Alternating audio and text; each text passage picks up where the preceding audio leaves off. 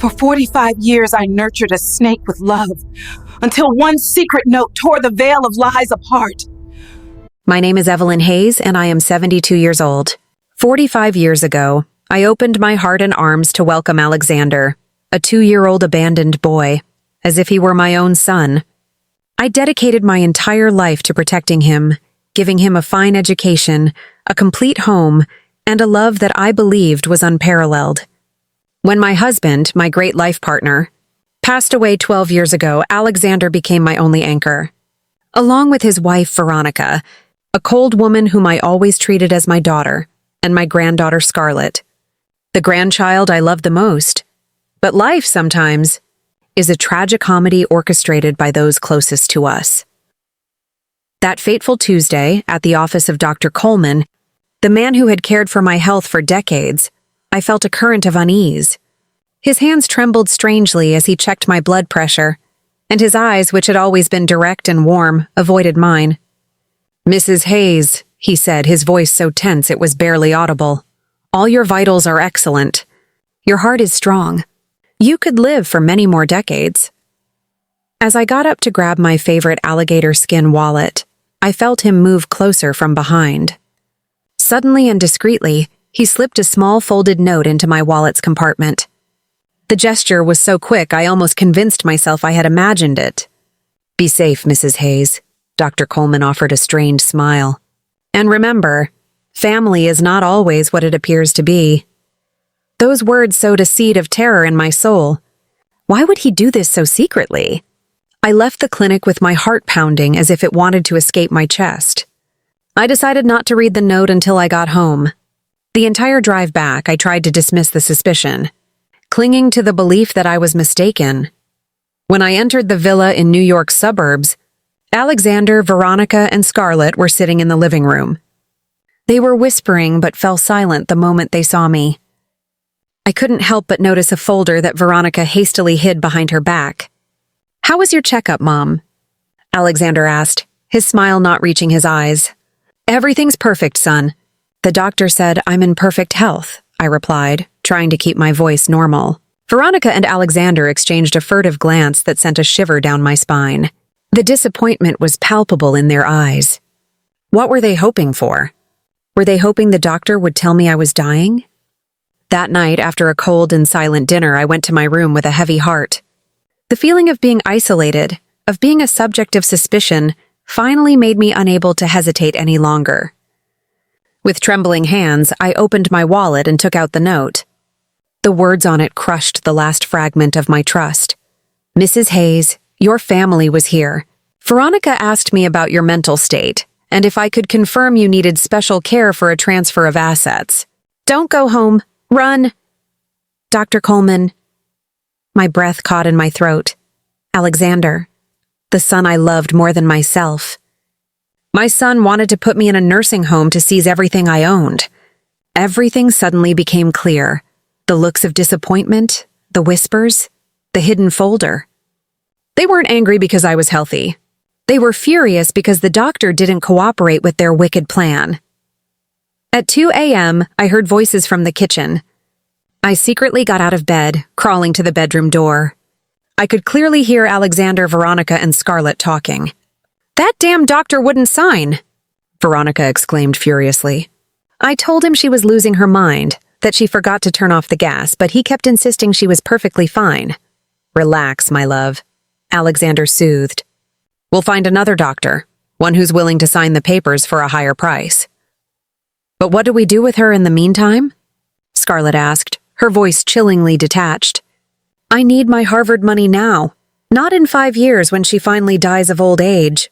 This house is worth $1.5 million, not to mention the art collection. We have to act fast." Alexander, in a moment of pure horror, proposed Plan B. "We'll make her truly crazy. Switch her pills. Hide her things. Tell her she's done things that didn't happen. Within a month, any doctor will confirm she's mentally ill." Those words hit me like a fatal blow. They didn't just want to rob me. They wanted to destroy my mind, my dignity, and my sanity. I knew I had to act immediately. But I wouldn't run away like a scared victim. I would run to orchestrate the most perfect revenge they could never imagine. I spent the rest of the night planning. I didn't sleep for a second, but I had never felt so clear-headed and determined. At exactly 5 a.m., when I was sure all three were fast asleep, I took the smallest suitcase, packing only the essentials. My ID, a few new outfits, and most importantly, the notebook with details about the $5 million foreign bank account that only I knew about. Before I left, I activated the voice recorder on my phone and deliberately walked past Alexander and Veronica's room. I could clearly hear Veronica talking about faking credit cards, and Alexander confirming a meeting with a lawyer to demand guardianship. Does she suspect anything? Veronica asked anxiously. No way, Alexander replied with a cold, contemptuous voice. She's too old and too trusting. Besides, what can she do? She has no friends. She has no money of her own. We're all she has. Perfect. I had recorded enough evidence to drown them. I took off my headphones, put the phone in my purse, and quietly left the house, leaving a simple note on the kitchen table. Running errands. We'll be back late. They would never have guessed that the old, lonely, and dependent woman they despised had just started an incredibly brutal war. I left that house, which had once been a home and was now a prison of lies, with a feeling of both horror and relief. The morning sun of New York City had never been so blinding. I hailed a taxi and asked to be taken to the nearest bank. It was Wednesday, and I knew I had a few hours before they realized I wasn't coming back. At the bank, I withdrew a significant amount of cash, $5,000. A young teller named Patricia looked at me with curiosity and concern. Are you sure? Carrying this much cash is very dangerous. Absolutely sure, I replied, my voice more resolute than ever. I have some personal matters to take care of. I offered a radiant smile, one that I had forgotten how to make for a long time. Patricia still looked at me with skepticism, but she followed my request. After the bank, I hailed another taxi, this time to the city's most luxurious hotel, the Grand Imperial. I needed a safe place to plan. This place was discreet, comfortable, and had perfect service, ensuring absolute privacy. How long will you be staying? The front desk employee, an elegant woman in her 40s, asked me. I'm not sure, I replied, my smile still in place. Maybe a week, maybe a few months. It depends on how some family matters are resolved. She nodded with professional understanding and led me to a suite on the 10th floor. As I went up in the elevator, I felt a mixture of fear and exhilaration. For the first time in decades, I was making a decision just for myself. The suite was beautiful, spacious, with a view of the city. I sat down on the living room sofa and let my emotions burst. I cried not out of fear, but out of pain. I cried for the 45 years I had spent raising a son who only saw me as an obstacle. I cried for the humiliation I had unknowingly endured. I cried for the woman I used to be before becoming the perfect grandmother they took for granted. But after the tears, I dried my face and began to plan. I took out my notebook and started writing a to-do list. First, contact my financial advisors abroad to activate my secret accounts. Second, hire the best lawyer in the city. Third, find a private investigator who could help me gather evidence on everything my family had been and was plotting. At exactly 2 p.m., my phone rang. It was Alexander. Where are you, Mom? His voice sounded concerned, but I could detect the annoyance beneath it. I'm fine, son, I replied calmly.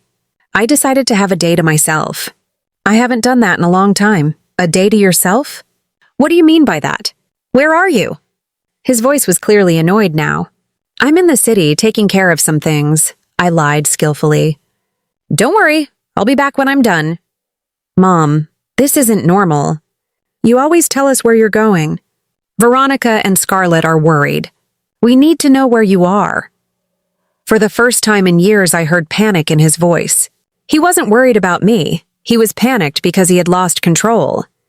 You know, Alexander, I said with a calmness that surprised me. I'm 72 years old. I think I'm old enough to decide where to go and what to do on my own. There was a silence on the other end of the line. You're scaring me. Your voice is different. Have you taken your pills? And in that question, I heard their plot begin. He was trying to plant the idea that I was losing my mind. I'm perfectly fine, son. I've never been better, I replied and hung up. I immediately turned off my phone. I knew they would call nonstop, but I needed peace to do what I had to do. That afternoon, I hired the most prestigious law firm in the city. The head of the firm, a man in his 50s named Dr. Graham Montgomery, welcomed me very respectfully after I stated the amount of money I was willing to pay. I need comprehensive legal protection, I explained. My family is trying to have me declared mentally incompetent to take control of my assets, but I have evidence, audio recordings that show it's a conspiracy. Dr. Montgomery listened carefully as I played the recordings I had made that morning. His expression grew more and more serious. "Mrs. Hayes," he said finally, "what your family is doing is incredibly serious. It's elder fraud, conspiracy to defraud, and potentially a forged document crime. We can file criminal charges." "That's exactly what I want," I replied with determination. "But I want to do it strategically. I want them to pay, in the most painful way possible." Dr. Montgomery smiled. It was the smile of a man who had found a case he truly loved. "Mrs. Hayes, I think you and I will work very well together. I will assign my best team to your case, but I need you to tell me everything. Absolutely everything." I told him about adopting Alexander, about my late husband, about the years of sacrifice, about the secret fortune, everything. Dr. Montgomery took careful notes. "Do you know exactly how much money you have in the secret accounts?" he asked. $5 million in cash, plus 2 properties abroad worth about $2 million more, I replied. Dr. Montgomery stopped writing and looked at me with respect. "Mrs. Hayes, you're not just a victim of family abuse. You're an incredibly powerful woman who has been underestimated by her family. We will use that power to teach them a lesson they'll never forget." For the first time in many days, I genuinely smiled. The war had begun, and I had the right weapons. After that call, I was almost no longer worried about staying calm. Fear had given way to a cold sense of determination. That night, in the comfort of the hotel suite, I turned on my phone to check my messages. There were 45 missed calls from Alexander, 20 from Veronica, and 10 from Scarlett. The messages became increasingly desperate. "Mom, please answer. We're worried about you. Evelyn, if you don't answer, we'll call the police. Grandma, Dad said you're going to be in trouble." I decided to only reply to Alexander. "I'm fine. Don't worry. I'll be back when I'm ready." The reply came immediately. "Mom, this isn't normal. You need to come home right now. Veronica cooked the pumpkin soup you love most." My favorite soup? After 45 years, he still didn't know that Veronica had never cooked anything special for me. It was another lie, another manipulation. I turned off my phone, a scornful smile on my lips. The next morning, Dr. Graham Montgomery called me. "Mrs. Hayes, I have some interesting news.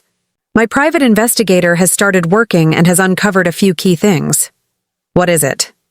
I asked, my voice eager. "Your daughter-in-law, Veronica, has been using your personal information to open credit cards in your name for the past 6 months." "What?" I exclaimed, feeling a surge of outrage.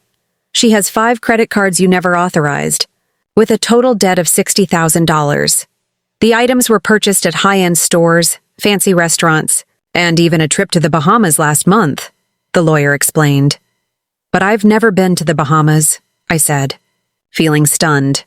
"That's right, ma'am, but they have. Your family had a week-long vacation on your money, while they told you they were visiting Veronica's sick mother." The memory came flooding back like a slap. "I remember that week so well," Veronica cried, saying her mother was seriously ill and they had to go take care of her immediately.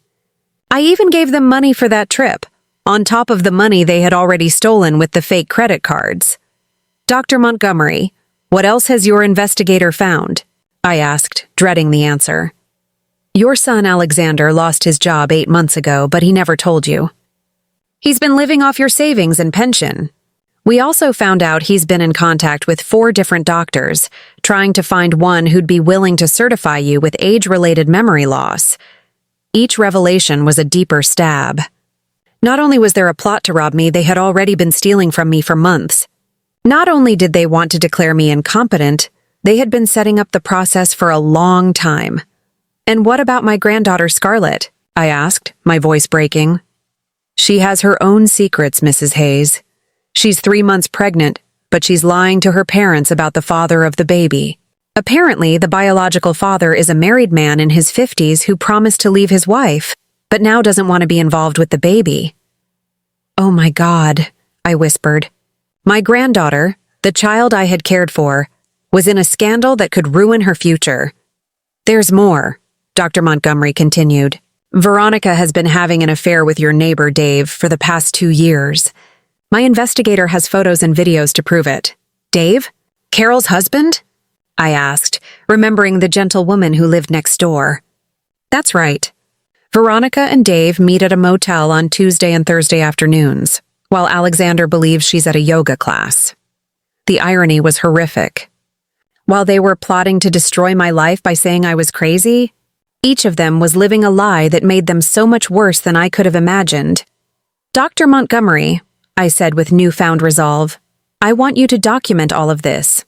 Every lie, every theft, every betrayal. I want them to have proof for every one of their crimes when the time comes to face them. Of course, Mrs. Hayes, but I have a proposal. Instead of confronting them immediately, what do you think about letting them dig their own grave a little deeper? That afternoon, I decided to do something I hadn't done in years. I went shopping for new clothes.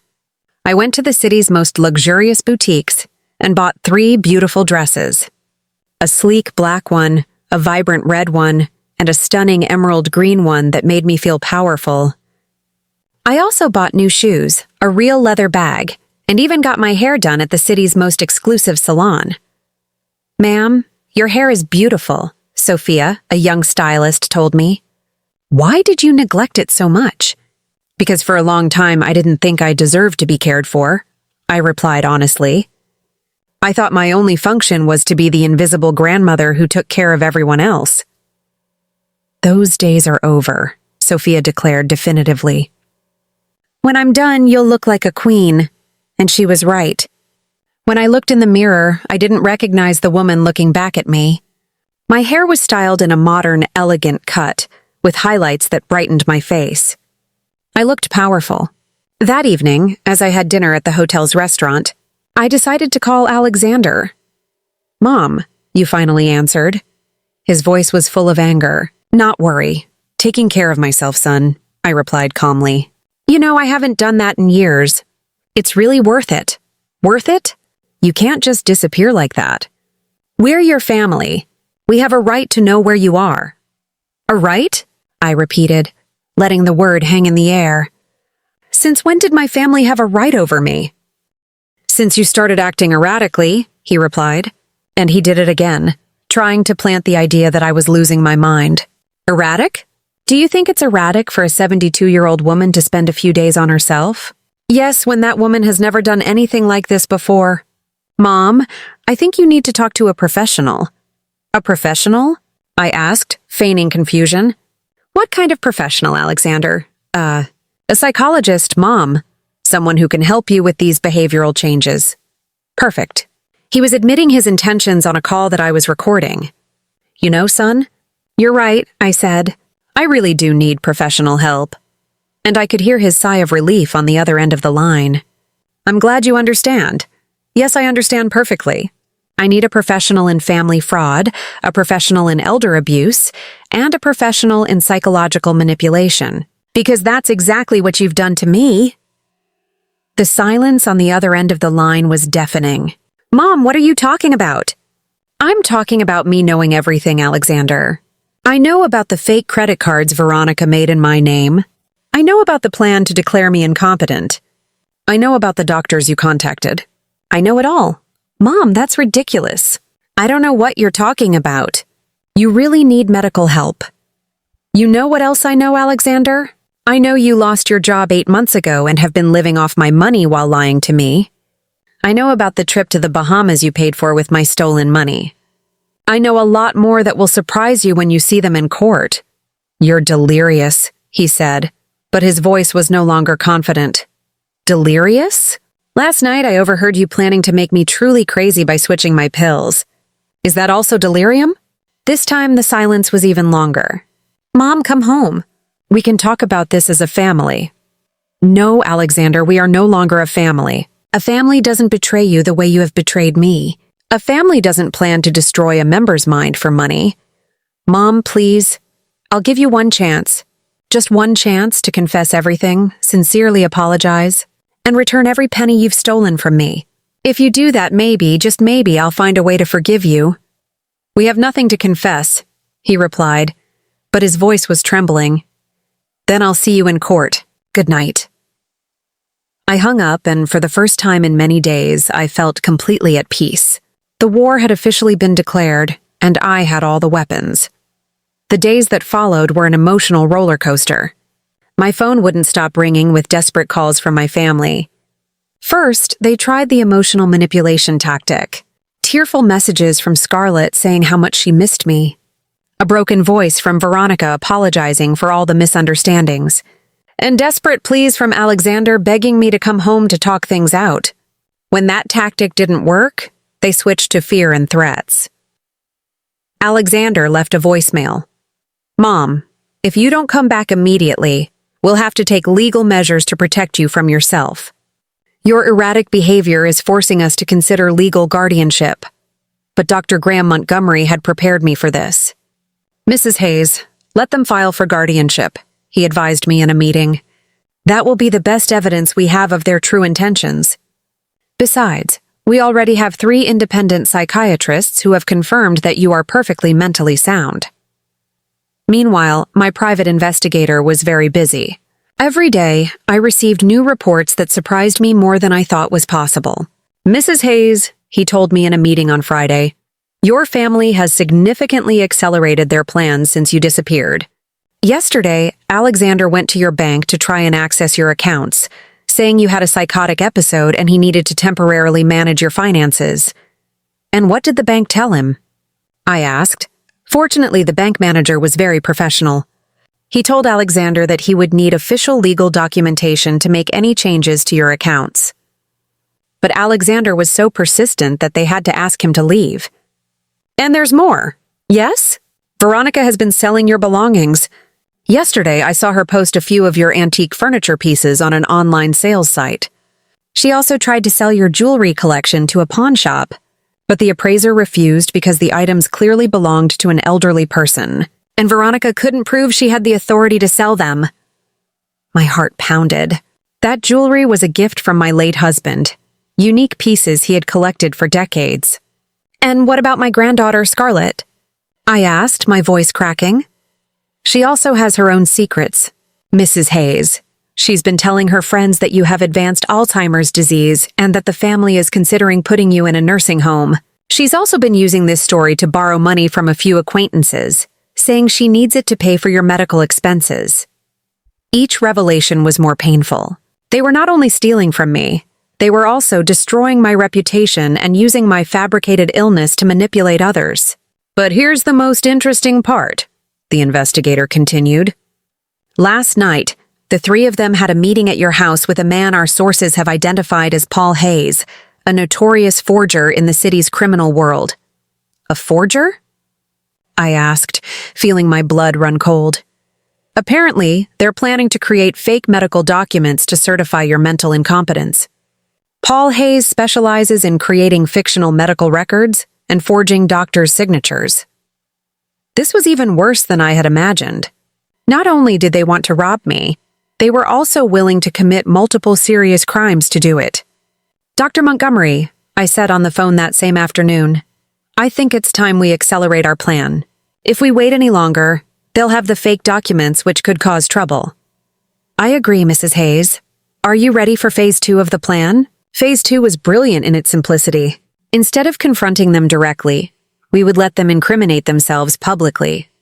On Monday morning, I put on the new elegant black dress, wore my best jewelry, and went to the city's most prestigious real estate office.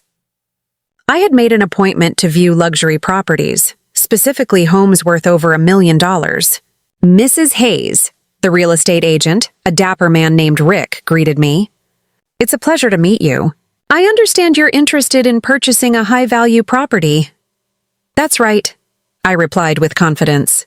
I'm looking for a home that reflects a new phase in my life. Something elegant, modern, and with good security. Perfect. I have 3 properties that might interest you. What Rick didn't know was that my private investigator had arranged everything perfectly. At 11 a.m., exactly when we would be viewing the second property, Alexander, Veronica, and Scarlett would coincidentally show up at the same real estate office.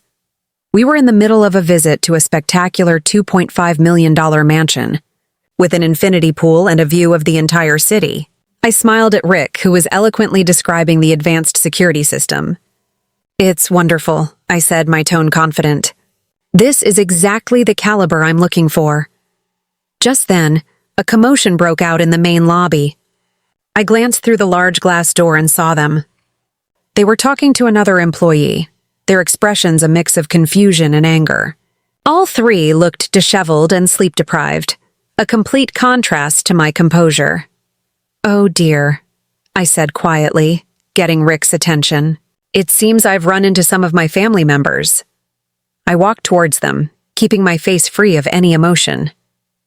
Alexander saw me, his eyes wide with shock. "Mom, what the hell are you doing here?"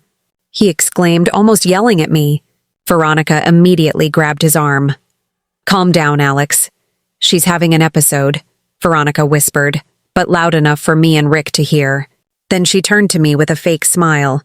"Oh, hello, Mom. It's so good we found you. Why are you here alone? Didn't you remember you had a psychiatric appointment this morning?" Scarlett stood behind them, muttering, "She looks horrible in that dress." I didn't answer Veronica. Instead, I turned to Rick, who was looking at the scene with a bewildered expression. "My apologies, Rick," I said professionally. "This is my son Alexander and my daughter-in-law Veronica. They're very concerned about me. You see, I recently decided to buy a new house, but they think I'm too old and senile to make such a significant financial decision." Alexander, no longer able to control himself, rushed forward. "Mom, you're crazy. You can't buy a $2.5 million house. You don't have that kind of money." I took a step back, a gentle smile appearing on my lips. "Oh, Alexander, that's what you and Veronica have thought for 45 years, haven't you? That I was just a lonely old lady with nothing but that old, broken-down house." I held out my hand, gesturing to Rick. "Rick, would you be so kind as to explain to my son about the $250,000 deposit I just wired to your company? He seems a bit confused about my financial capabilities." Alexander's face went white. Veronica dropped his arm. Scarlett looked at me with an expression that was no longer contempt, but greed and fear. The silence in that real estate office was more deafening than any accusation. Their plan had been spectacularly exposed.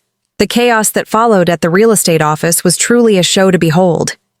Alexander tried to drag me out of there, but I stood my ground. Veronica began to cry, trying to create a pitiful scene, but the tears were completely fake. "Mom, this is a misunderstanding," Alexander said, his voice trembling. "We can sort this out at home." "No," I said firmly, taking a step back. "There's nothing left to sort out at home. I no longer have a home, at least not with you in it." Veronica began to cry louder, but they were tears of panic, not sorrow. "Evelyn, please. We're family. Everything we did was for your benefit. For my benefit?" I asked, my voice echoing through the lobby. "Stealing my money with fake credit cards was for my benefit? Planning to forge medical documents was for my benefit? Hiring a criminal to fake my health records was also for my benefit?" Each accusation was like a bomb exploding in the real estate office lobby. Other clients and employees had stopped to listen, and I could see the horror and disgust on their faces. "We don't know what you're talking about," Scarlett said desperately. "You don't?" I took out my phone and played the audio recording. Alexander's voice echoed through the room. "We'll make her truly crazy. Switch her pills. Hide her things. Tell her she's done things that didn't happen. Within a month, any doctor will confirm she's mentally ill." The silence in the real estate office was deafening. I could see everyone's faces filled with indignation and disgust. "That recording is illegal," Veronica yelled. "Not in this state," I replied calmly, "and certainly not when it was recorded to prevent a crime that was being planned." Just then, 2 lawyers from Dr. Montgomery's office arrived with a notary. "Mrs. Hayes, we are from Montgomery and Associates. We understand there are some people here claiming to have legal authority over your affairs." That's right, I replied. I want you to officially document that these 3 people have no legal authority over me, my property, or my finances, and that any attempt to enforce such authority is fraudulent. One of the lawyers turned to Alexander. Sir, can you show me the documents that prove your authority to sell Mrs. Hayes's property? Alexander's mouth hung open, trying to speak but failing. We're in the process. In other words, I stated, they have no documents because they have no authority. What they have is a criminal plan to steal everything I own. The public humiliation at the real estate office was just the beginning. As we left the building, my family followed me into the street, yelling and pleading. Mom, wait! Alexander yelled. Can't we just work this out? It's a horrible misunderstanding. Grandma, please, Scarlett cried. I love you. You can't do this to us. Veronica, for her part, had completely changed tactics. She was no longer feigning love or concern. You're a bitter old woman, she yelled at me as I got into the taxi. You've been taking advantage of us for all these years. Alexander dedicated the best years of his life to you, and this is how you repay him? The best years of his life? I turned back from the taxi window. Do you mean the years I worked 18 hours a day to provide for him? The years I gave up my career, my friends, my social life to raise him? He didn't ask her to do that, Veronica replied with cruelty in her voice. She wasn't forced, and now she's pretending we owe her eternal gratitude. I'm not pretending you owe me gratitude, I replied with deadly calm. I'm just pretending you didn't steal from me, didn't betray me, and didn't plan to drive me insane for my money. Apparently, that's too much to ask. I told the taxi driver to start moving, leaving my family shouting on the sidewalk. That afternoon, Dr. Montgomery summoned me to his office for an urgent meeting. Mrs. Hayes, I have a phenomenal piece of news, he said with a smile I had never seen before. Your family made a fatal mistake after the incident at the real estate office. What kind of mistake? In their desperation, Alexander went straight to the forger, Paul Hayes, and paid him a $50,000 upfront fee to quickly create your fake medical documents. $50,000? Where did they get that much money? From the credit cards they had made in your name. And apparently Veronica sold her car. But here's the best part. Paul Hayes is an FBI informant. He's been cooperating with the authorities for the past 6 months to take down a document fraud ring. I was frozen for a moment. You mean? My family is not only being investigated for elder fraud, but now they're also under federal investigation for a document fraud conspiracy. The FBI has audio and video recordings of the entire transaction. That evening, from my hotel suite, I decided to do something I had been putting off. Confront each member of my family individually, but not face to face. I had thought of something much more powerful.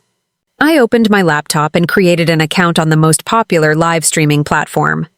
My title was simple but effective. An old lady tells the truth about her family. In 20 minutes, I had over 500 viewers. By the end of the session, the number had grown to 3,000. I told them everything. From adopting Alexander to the secret note from Dr. Coleman, from the fraudulent credit cards to the plan to drive me insane. I played the audio recordings, showed the documents I had gathered, and explained each betrayal in detail. The live comments were a flood of support. Horrible family. Mrs. Hayes, you're a warrior. Sue them. Make them pay for everything. My grandmother went through something similar. Thank you for being so brave. But what really changed everything was when in the middle of the live stream, I received a direct call. It was Scarlett. Grandma, please turn off that live stream, she begged. You're ruining our lives. I'm ruining your lives? I repeated so all the viewers could hear. Didn't you think you had ruined my life first? Grandma, everyone is watching us.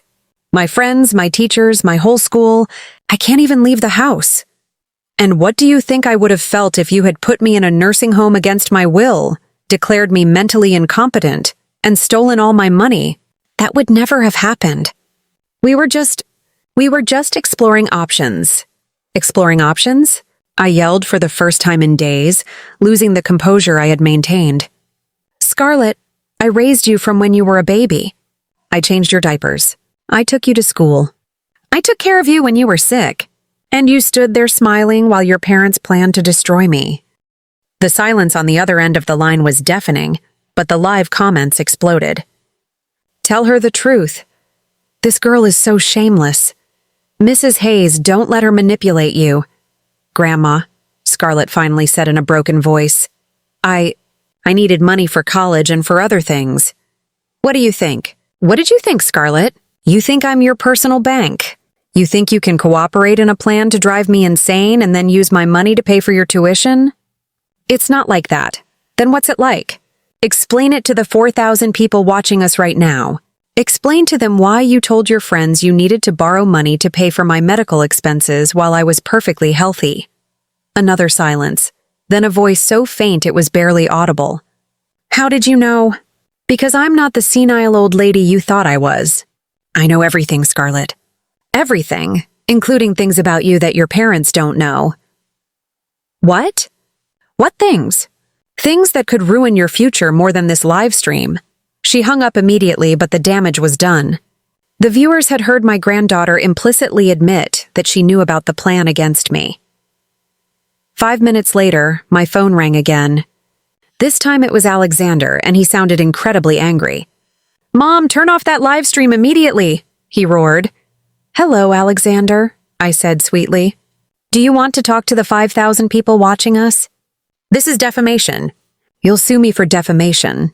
Defamation? Is it defamation to play audio recordings where you all plan to drive me insane? Is it defamation to show bank statements proving you stole my money for months? Those recordings are illegal. Not in this state, son.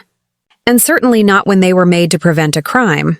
But tell me, do you want to explain to all these viewers why you paid a forger $50,000 yesterday afternoon? The silence was so long I thought he had hung up. How did you know? Because Paul Hayes is an FBI informant. Alexander, congratulations. You're now under federal investigation for conspiracy. You're lying. Want to bet? Watch the news tomorrow morning. Or better yet, wait for the federal agents to knock on your door. The live comments exploded. FBI, FBI, FBI. This family is going to jail. Mrs. Hayes is a detective. Justice for Grandma. Mom, Alexander said in a broken voice, completely different from his earlier anger. Please stop. We can still work this out. We're family, right? We're family, right, Alexander?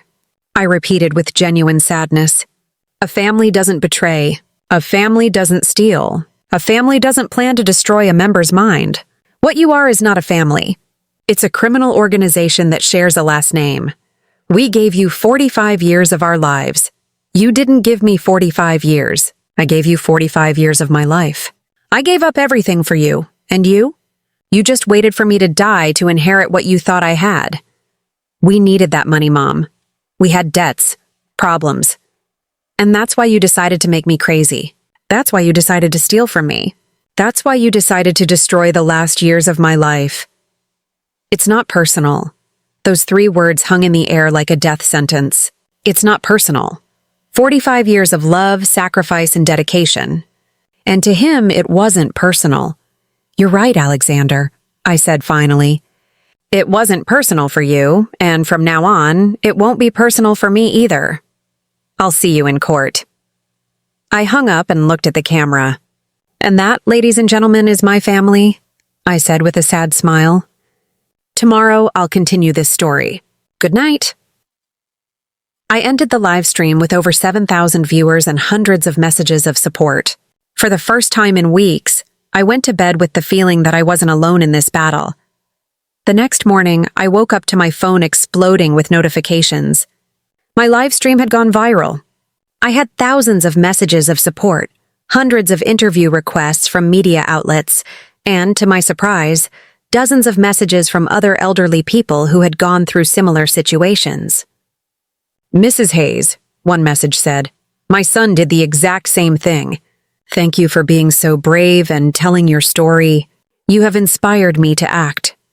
Another message said, I'm a lawyer specializing in elder abuse.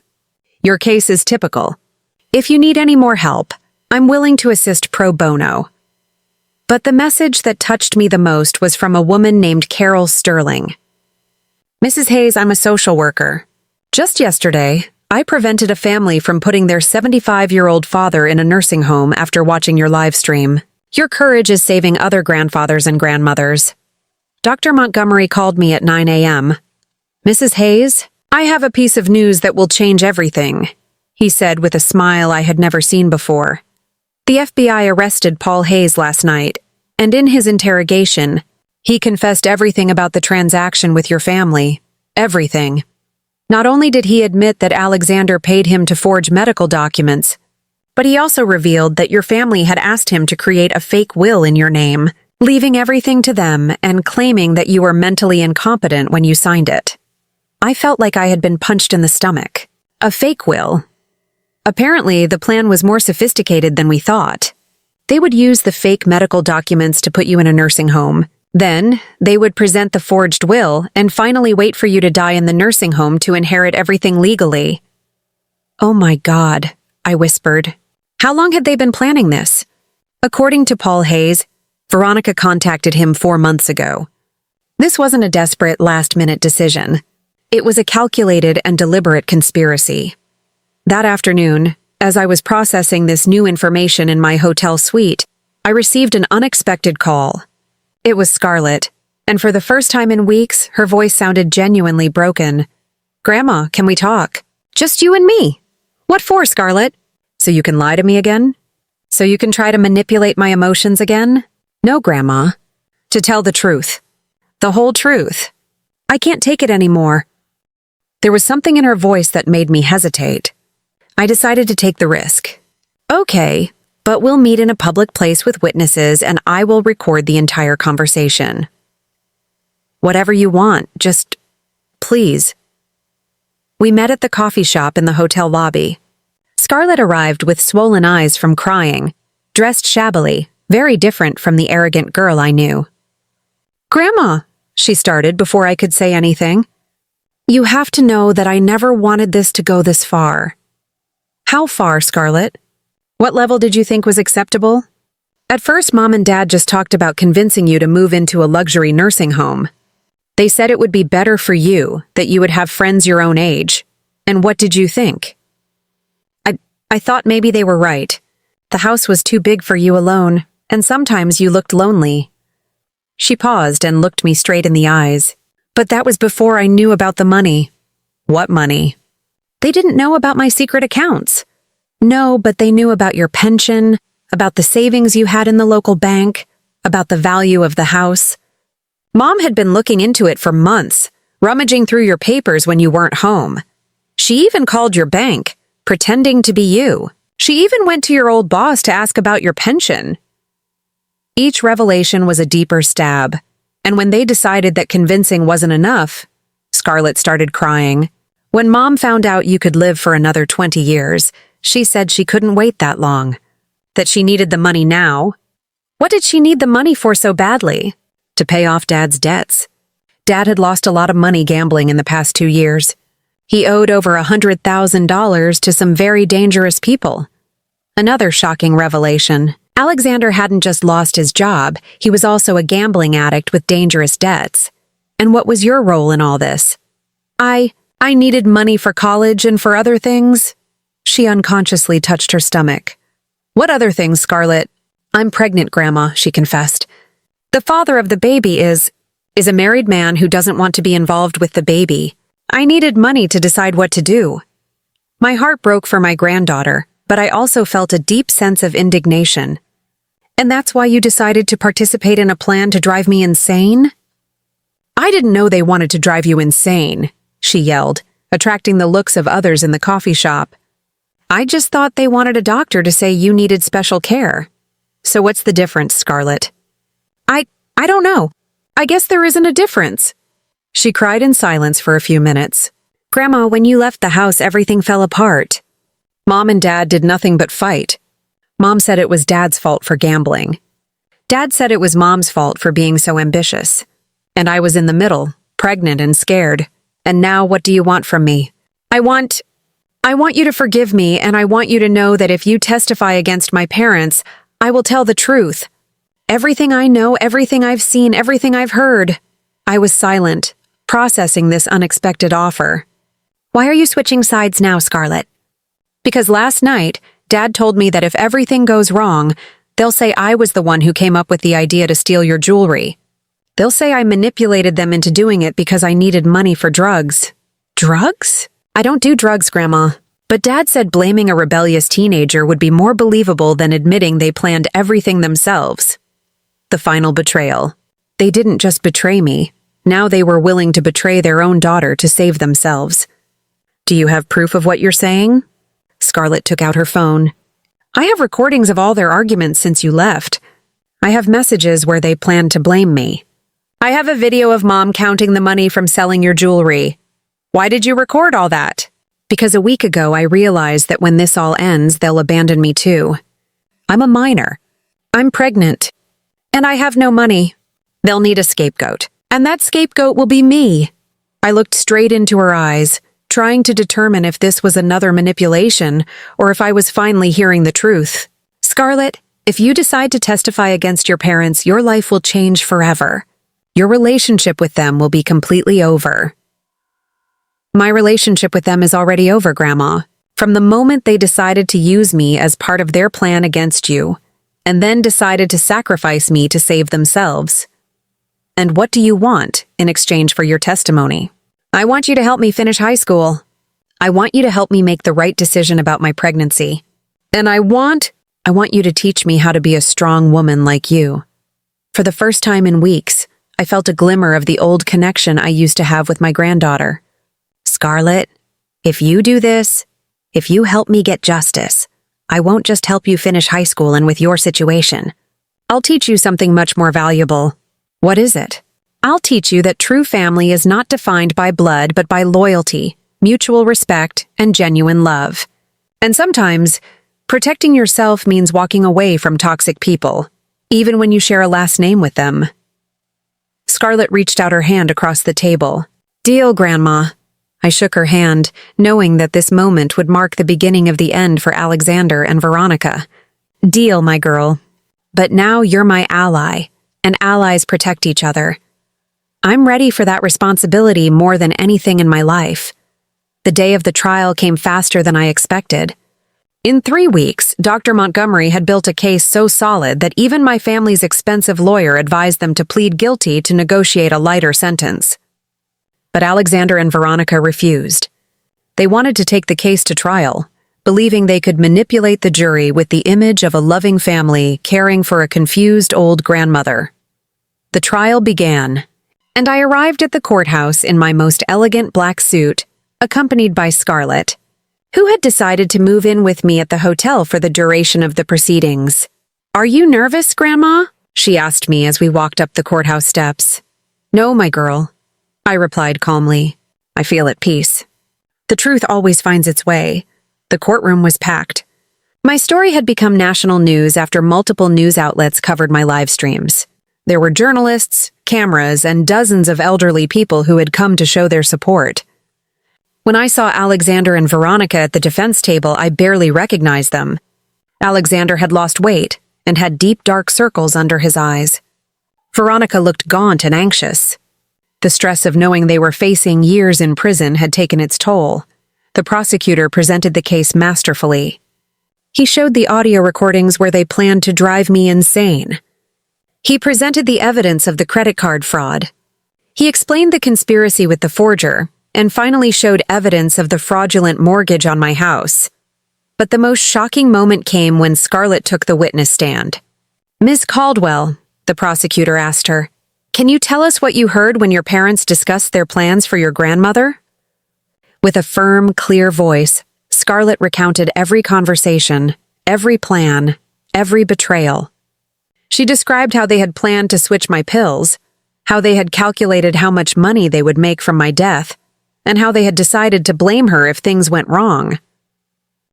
When she finished her testimony, the silence in the courtroom was deafening. I saw a few members of the jury wiping away tears.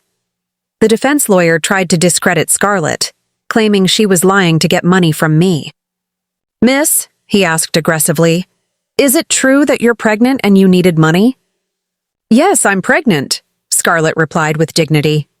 And yes, I needed help, but I'm not lying to get it. I'm telling the truth because it's the right thing to do. And isn't it convenient that your grandmother promised to help you financially in exchange for your testimony? My grandmother didn't promise me money in exchange for my testimony, Scarlett replied firmly. She promised to support me because I finally had the courage to do the right thing. There's a difference. When it was my turn to testify, I took the stand, feeling the weight of all the eyes in the courtroom on me. Mrs. Hayes, the prosecutor asked me, how did you feel when you discovered your family's plan? I felt like I had lived in a lie for 45 years, I replied. They didn't just betray me. They made me doubt every loving moment I thought I had shared with them. They made me wonder if I was nothing more than an obstacle between them and my money. And how do you feel now? Now I feel free, I said, looking straight at Alexander. Free from the lies, free from the manipulation, and free from the obligation to love people who never truly loved me. The defense lawyer tried to make me look like a spiteful, wealthy woman who was exaggerating the situation. Mrs. Hayes, is it true that you have millions of dollars that you never told your family about? It is true that I have assets they didn't know about, I admitted. But those assets don't justify a conspiracy to drive me insane, to steal my identity, or to forge legal documents. Do you think your family deserved to know about that money? Deserved? Why? For planning to put me in a nursing home? For stealing from me for months? For betraying me in the most cruel way possible? The trial lasted 5 days. In the end, the jury deliberated for only 2 hours before reaching a unanimous verdict. Guilty on all counts. Alexander was sentenced to 12 years in prison for conspiracy, fraud, forgery, and elder abuse. Veronica received 10 years for the same charges, plus mortgage fraud. As the judge read the sentence, Veronica burst into tears. Alexander just stared straight ahead with a blank expression. After the trial, as we left the courthouse, a reporter asked me, Mrs. Hayes, do you feel that justice has been served? I feel that legal justice has been served, I replied. But true justice is discovering who I truly am before it's too late to enjoy the rest of my life. 6 months later, I bought a beautiful house in the suburbs. It's smaller than my old house, but it's full of light and has a lovely garden where Scarlett and I spend our afternoons. Scarlett graduated from high school with honors and decided to keep the baby. She is now studying law, inspired by everything we have been through together. She says she wants to specialize in protecting the elderly. Grandma, she said to me a few weeks ago as we were gardening, do you ever regret adopting Dad? I don't regret adopting him, I replied, caressing the flowers we had planted together. I only regret not realizing sooner that kindness should never be given at the cost of self-destruction. And what did you learn from all of this? I learned that true family is not defined by blood or by years of living together. It is defined by mutual respect, genuine loyalty, and unconditional love. I learned that it's better to be alone with dignity than to be accompanied by betrayal. And I learned that it's never too late to start over. Now at 73, I'm living the fullest life I've ever had. I travel, I read, I have new friends, and most importantly, I have a genuine relationship with my granddaughter, who has become the daughter in my heart that I always wanted. Alexander and Veronica tried to contact me from prison a few times, but their letters went straight into the trash, unopened. Some doors, once closed, should never be opened again. Every night before I go to sleep, I'm grateful for 3 things. For Dr. Coleman, who was brave enough to warn me, for my own inner strength I didn't know I had, and for discovering that endings can also be beginnings if you are brave enough to write your own story. Kindness still matters in my life, but now I practice it with wisdom. I help other elderly people who are facing similar situations. I support Scarlett in her studies, and I have established a fund to prevent elder abuse. But most importantly, I have finally learned to love myself as much as I have loved everyone else throughout my life. And that, my dear friends, is the most precious lesson. 2 years have passed since the trial, but the echoes of that betrayal still resonate. They are not the echoes of pain, but of a quiet, profound victory. My journey has become an example, a beacon of hope for countless people. I travel the country, speaking at conferences and events for an organization I founded, Evelyn's Legacy, which provides legal and emotional support for victims of elder abuse. I often share my story, not with bitterness but with a sense of purpose. I explain how the love for a child I thought was my own became a weapon used against me. I tell them about the note, the forged documents, and the moment I realized my life was a commodity to be bought and sold. I tell them about Scarlett, about her courage to testify, and how she is now a testament to the fact that even in the darkest families, there can be a light of redemption. Scarlett is thriving. She's a brilliant law student, and her daughter, my great-granddaughter, is the joy of my life. Her name is Rose, a symbol of the new life that bloomed from the ashes of betrayal. She is not a replacement for Alexander, but a beautiful reminder that my capacity for love was never the problem. The problem was where I placed it. The other day, Scarlett and I visited the old house, which had been sold to a lovely young family. As we stood outside, she squeezed my hand. "Grandma," she said, "do you miss it at all?" I looked at the house, a monument to a past I no longer recognized. "No, my dear," I replied, a soft smile on my lips. "I don't miss the house. I miss the family I thought I had. But then I look at you and I see the family I was truly meant to have." We walked away, hand in hand, a testament to a new beginning forged in the crucible of loss and betrayal. Our story is not just a tale of revenge, but a powerful lesson in resilience. It is a reminder that we are not defined by the circumstances that break us, but by the strength we find to rebuild. I am Evelyn Hayes. I am not a victim. I am a survivor. I am not alone. And I am a warrior. I have found my true purpose in life, to make sure no one has to endure what I did. I have found true love, not from blood, but from a genuine heart. My journey wasn't just about winning a lawsuit. It was about finding my voice, my worth, and the strength to rebuild a new life. If this story has resonated with you, if it has made you feel even a fraction of what I felt, please subscribe to my channel, share my story, and together, we can become a force for change, a force for justice, and a reminder that no one is ever truly alone.